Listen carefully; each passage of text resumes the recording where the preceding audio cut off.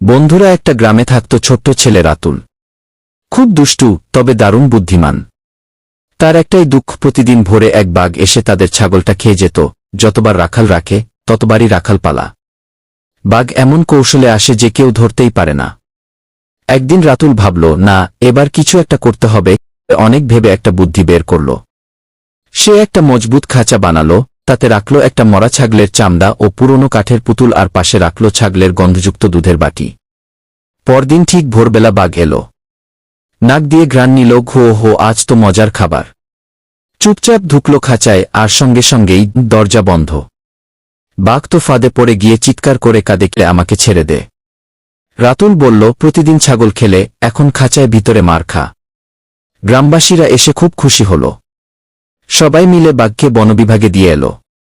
আর রাতুল পেল সাহসিকতার জন্য একটা মজার উপহার, একটা রোবট ছাগল, যেটা আর কোনো বাঘ খেতে পারবে না। বন্ধুরা, ছোট্ট রাতুলের জন্য লাইক ও সাবস্ক্রাইব এখনো করো নাই?